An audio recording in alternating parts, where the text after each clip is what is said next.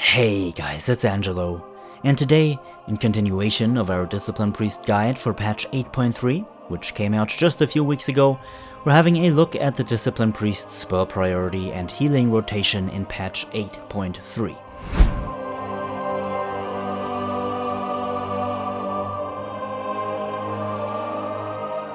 Fortunately, the Discipline Priest has been spared major changes to its gameplay, but nonetheless, we find ourselves with very minor nerfs to deal with this content, but nothing major.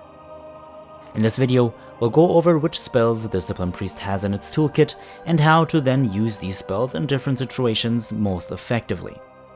Please keep in mind that nobody is born an expert, and the things you see me do in different situations may not be what you see or have seen other players do, or what you would do yourself. And of course that's perfectly fine, as that makes us all unique. Now, that being said, and without any further ado, let's go right ahead and have a look.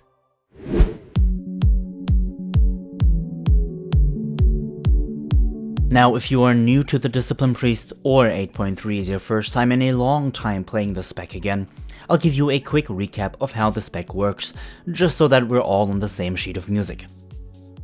The Discipline Priest, unlike any other healer in the game, evolves around a playstyle that is much more engaging than that of the typical healer. This is because, of course, in order for the Disc Priest to heal effectively, the player needs to be able to combine damage absorption and healing effects onto friendly players with dealing damage to enemy targets. This playstyle does keep the priest engaged at all times, no matter what's going on really, with essentially no downtime at all. Now, the Disc Priest upholds this balance of damage and healing through maintaining a buff on all friendly players that require healing called Atonement. Atonement has a very straightforward effect. When applied to a friendly player, your spell damage now heals all targets affected by your Atonement for 50% of the damage you have done. This amount goes up with your mastery rating, but if you want to know more about that specifically, check out my Discipline Priest guide for patch 8.3. Now, Atonement can be applied in exactly 3 ways. Through using Power Word Shield to shield a friendly player, by using Shadow Mend to heal a friendly player, or by using Power Word Radiance to heal up to 5 players and spreading your Atonement to all 5 players, however, only for 60% of its duration. With Power Word Shield and Shadow Mend, Atonement lasts exactly 15 seconds, extended by an extra 2 seconds for Shadow Mend when playing with Depth of Shadows as an Azurite trait, and with Power Word Radiance, Atonement lasts 9 seconds, extended to 10 seconds when playing with Enduring Luminescence.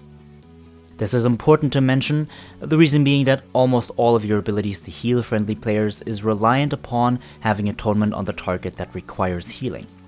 Good, enough of that so far. Now, let's take a look at our actual rotation.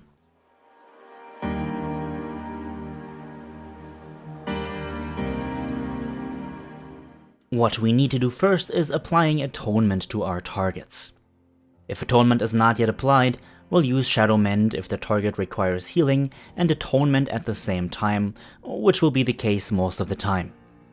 Power Word Shield should be used on the tanks frequently, and can be used on players who are at full health already, or during movement heavy phases in an encounter where you can't really stop to cast Shadow Mend. Power Word Radiance should be used when 1 or 2 groups need healing quickly, and can be paired with other abilities such as Evangelism or Rapture to apply Atonement to entire raid groups, but more on that in just a minute. Once Atonement is applied, we'll want to use our damage rotation to heal. We do this by applying Shadow Word Pain or Purge the Wicked if spec'd to our enemy target or targets, and using Power Word Solace if spec'd on cooldown. We also use Penance on cooldown, and we use it offensively on enemy targets to damage them while letting it heal via Atonement.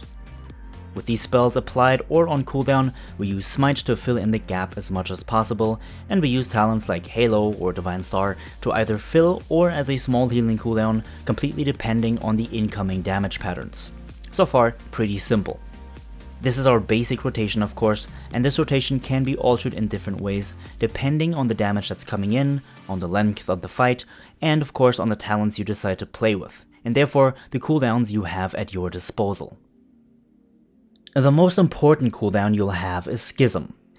Schism is incredibly versatile as it buffs your damage and your healing in its uptime, meaning it can be used to deal good damage when there's nothing to be healed, and can be used to buff your atonement healing by a landslide should you have to heal your group. Ideally, you'll be using Schism in your DPS windows, so once you've applied atonement to your targets and are ready to do some heavy healing. This brings us to our next cooldown, which is Evangelism. If spec'd, Evangelism extends the duration of all active atonements by 6 seconds. Evangelism can be used in different ways as well. You can pair it with a double Power Word Radiance and other applied atonements from Shadow Mend or Power Word Shield to increase the atonement length of all of your targets, giving you an easy way to blanket heal essentially entire raid groups when heavy damage is coming in. Evangelism can also be paired with Rapture in order to extend atonements here as well, to do essentially the same thing, blanket healing your raid. There's a few very strong tricks you can do here once you get the hang of it, for example pairing this with a Shadow Fiend or a Mindbender, or with our Essence of the Ever-Rising Tide in order to heal for absolutely insane amounts when a lot of group damage is coming in. Rapture should be used preemptively if you can absolutely expect damage to be coming in within the next 10 to 15 seconds. Within a Rapture window, you can shield up to 9 or 10 players depending on the amount of haste you have. Each shield application will of course also apply atonement to your target as well.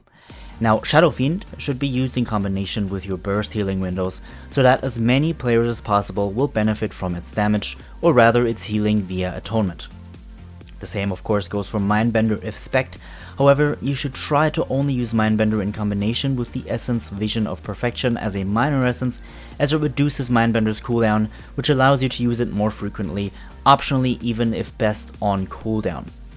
Finally, we have Pain Suppression, which should be used on your tank when it's required, or on a player who will be receiving a lot of damage within the next few seconds.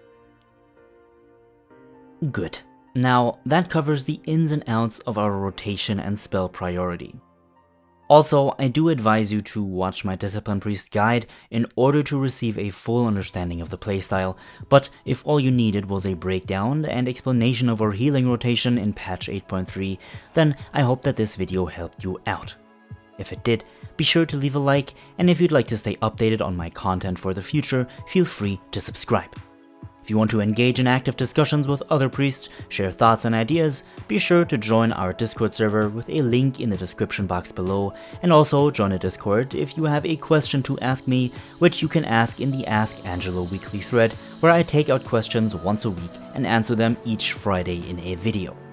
Special thanks to all of my patrons over at Patreon, and a huge thank you to everyone for watching. Now, have a good one my friends, and I will see you all in the next one.